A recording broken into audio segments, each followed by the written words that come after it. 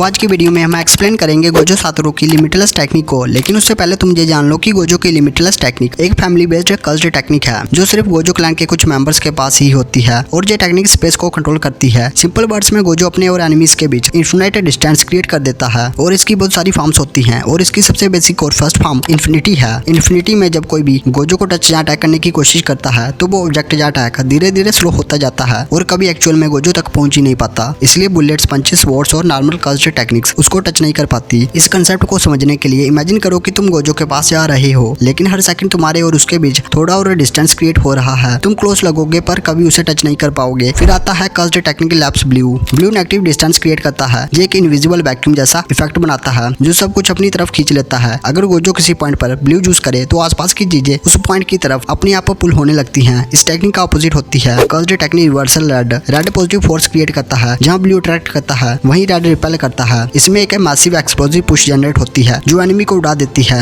ये बहुत डिस्ट्रक्टिव होती है क्योंकि गोजो नॉर्मल कर्स्ड एनर्जी को रिवर्स कर्स्ड एनर्जी के साथ कंबाइन करता है। नेक्स्ट है होलो पर्पल। ये ब्लू और रेड को कंबाइन करने से बनता है। होलो पर्पल गोजो का सबसे फेमस अटैक है। ये अट्रैक्शन और रिपल्शन दोनों को मिक्स करता है और एक पर्पल मास क्रिएट होता है जो अपने सामने आने वाली हर एक चीज को इरेज करता हुआ निकलता है। ये सिर्फ एक्सप्लोर नहीं करता बल्कि ऑब्जेक्ट्स को लिटरली डिस्ट्रॉय या इरेज कर देता है। गोजो की लिमिटलेस का फाइनल लेवल है उसका domain expansion unlimited void. Unlimited void के अंदर एनिमी को इन्फिनाइट इन्फॉर्मेशन मिलती रहती है। उनका ब्रेन इतना ओवरलोड हो जाता है कि वो मूव नहीं कर पाते। वो सब कुछ देखते और फील करते हैं लेकिन रिएक्ट नहीं कर पाते। इसलिए गोजो के डोमेन में फंसना ऑलमोस्ट गारंटीड डिफीट होता है। लिमिटलेस को प्रॉपर्ली यूज करने के लिए 6 आइज भी बहुत इंपॉर्टेंट है। गोजो के पास 6 आइज होने की वजह से वो कर्स्ड एनर्जी को ऑलमोस्ट परफेक्टली कंट्रोल करता है और लिमिटलेस को कंटिन्यूअसली यूज कर पाता है। अगर किसी और के पास सिर्फ लिमिटलेस हो लेकिन 6 आइज ना हो तो वो लिमिटलेस को इतने अच्छे से यूज नहीं कर पाएगा।